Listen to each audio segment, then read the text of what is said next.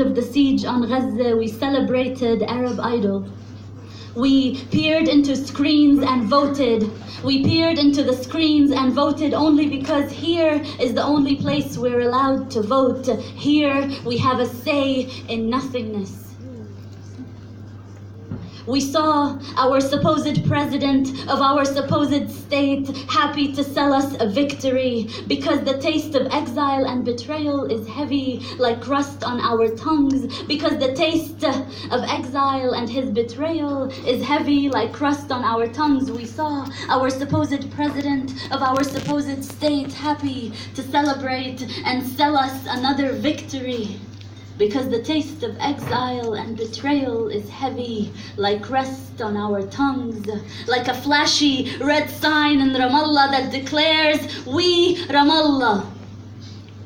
We live in a bubble letter-shaped magic and glitter, where talk of freedom is sold by the kilo at a falafel stand, and our liberation goes viral in a thunderclap, where Bethlehem will celebrate bright and proud behind a wall because we have covered up our loss in revolutionary songs and dabke. We have covered up our confusion in revolutionary songs and dabke because we put ourselves back together crooked, half standing like buildings collapsed sideways. We put ourselves back together crooked like buildings after the air raid in Beirut, after the air raid in Gaza, after the air raid in Aleppo, after the air raid in Aden. We put ourselves back together crooked. We cleaned the streets of the Mukhayyam.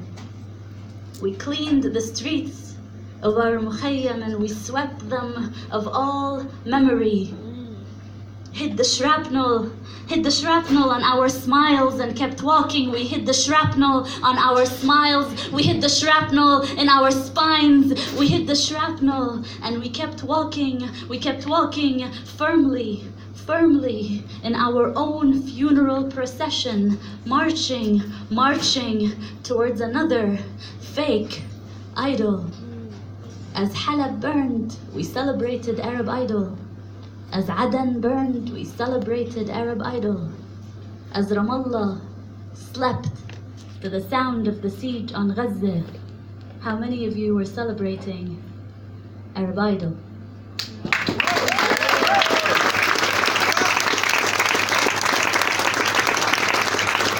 You know how sometimes you accidentally discover a band and you think, this says everything I want to be saying in this exact moment.